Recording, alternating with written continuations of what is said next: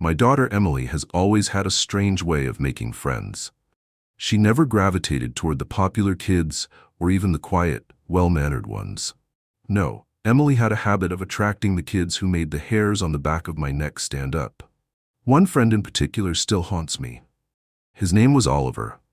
It started when we moved into a new house, a small town, quiet neighborhood, the kind of place where people wave at each other from their porches. Emily adjusted quickly to her new school, and I was relieved when she came home one day, smiling ear to ear. "I made a new friend," she said. She spoke about Oliver constantly, what games they played, what jokes he told, how funny he was. But something about the way she talked about him unsettled me. She never mentioned where he lived, and whenever I asked to meet his parents, she'd change the subject. One evening, I was making dinner when I heard her giggling in her room. The door was slightly open and I peeked inside. She was alone, her back was turned, and she was whispering. I felt my stomach tighten. "Who are you talking to, sweetie?" I asked. She turned her head just enough for me to see a small smile creeping onto her lips. "Oliver," she said. A chill ran through me.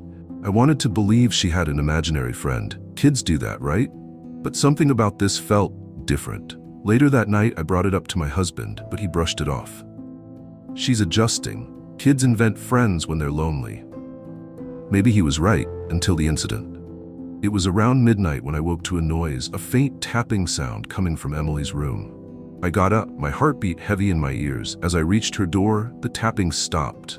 I held my breath and slowly pushed it open. Emily was sitting up in bed, staring at her window. "Sweetheart," I whispered. "What are you doing?" She didn't answer. I followed her gaze. The window was closed, curtains barely moving. But just as I was about to step closer, I saw it, a handprint. On the outside of the glass, it was small, child-sized, but smeared like someone had pressed their palm against it and dragged it downward. A sickening feeling twisted in my gut. I rushed to the window, yanked it open, and peered outside.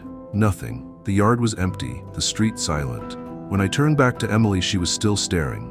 "Oliver wants to come inside," she said softly. That was the last straw. The next morning, I called the school. I needed to speak with Oliver's parents. Maybe they could explain what was happening. Maybe this was some elaborate prank. But when I asked the school secretary about him, her response made my skin crawl. "Oliver?" she repeated. "We don't have a student by that name." I insisted, described him exactly as Emily had. Short brown hair, big blue eyes, always wearing a red jacket. The line went quiet. Then she said, "Ma'am, that sounds like Oliver Matthews. But that's not possible. He died 15 years ago." I barely remember hanging up. My mind raced as I searched online, and there it was, an old news article.